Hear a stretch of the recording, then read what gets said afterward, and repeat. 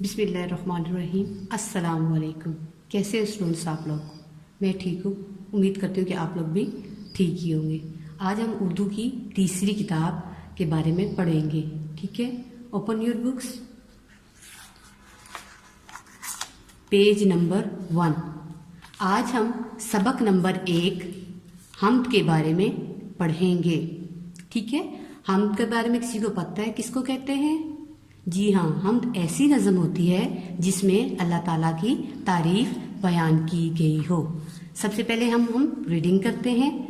اللہ اکبر کی صدا کہتی ہے سب سے برملا۔ اللہ اکبر کی صدا، صدا کا مطلب پکار، یعنی کہ آپ دیکھتے ہیں کہ اذان ہوتی ہے تو سب سے پہلے ورڈ جو یوز ہوتا ہے اللہ اکبر، یعنی اللہ سب سے بڑا ہے، کہتی ہے سب سے برملا، اعلانیہ سب سے کہہ رہی ہے، صاف لفظوں میں سب سے کہا جا رہا ہے تیرا خدا میرا خدا، سب کا خدا سب سے بڑا، یعنی کہ میرا خدا اور تیرا خدا سب سے بڑا ہے۔ سورج، ستارے، آسماں، یہ چاندنی، یہ کہکشاں۔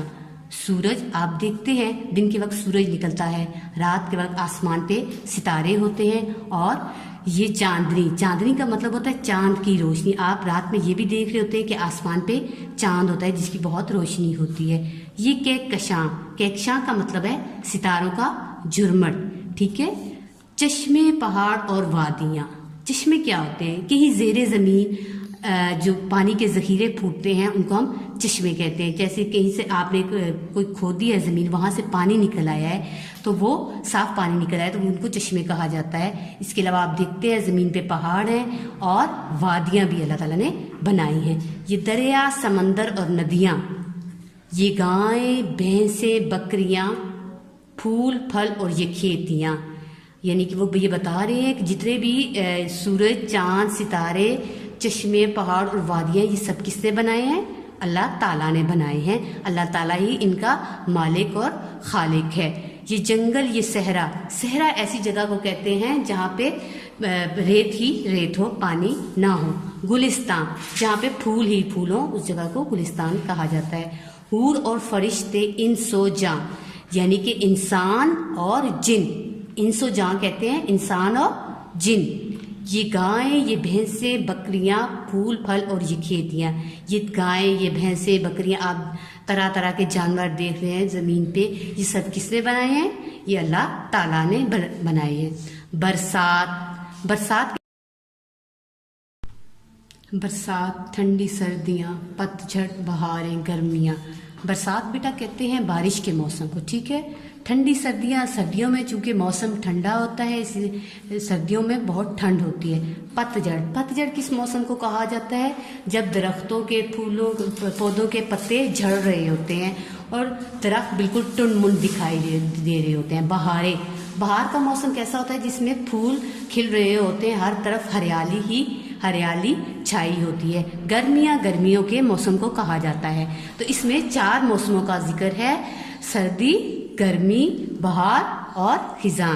جی بیٹا پتہ چلا کتنے موسموں کا ذکر اس نظم میں کیا گیا ہے؟ 4 موسموں کا ذکر کیا گیا ہے، سردی، گرمی، بہار اور خزاں۔ بادل یہ ساون کی گھٹا، بادل یہ ساون کی گھٹا۔ ساون کے مہینے میں آپ کو پتہ ہے بہت زیادہ بارشیں ہوتی ہیں، اور گھٹا کا مطلب ہے گہرے سیاہ بادل، تو ہر وقت آسمان پہ بادل چھائے رہتے ہیں، بارش کا موسم ہوتا ہے، بارش بہت زیادہ ہوتی ہے۔ بارش، دھنک، ٹھنڈی ہوا۔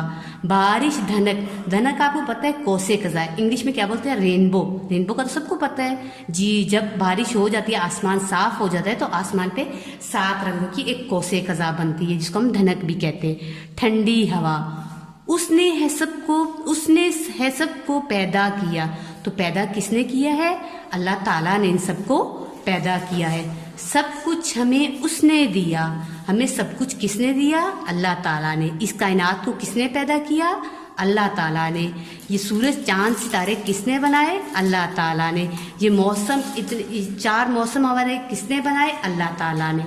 ہر لب پہ ہے اس کی ثنا، ثنا کا مطلب ہے تعریف، ہر زندہ چیز اس کی تعریف کر رہی ہے، کہتی ہے ہر شے برملا، یعنی کہ ہر چیز صاف انداز میں، اعلانیہ انداز میں کہہ رہی ہے تیرا خدا میرا خدا، سب کا خدا سب سے بڑا، یعنی تیرا خدا میرا خدا سب کا خدا اور وہ سب سے بڑا.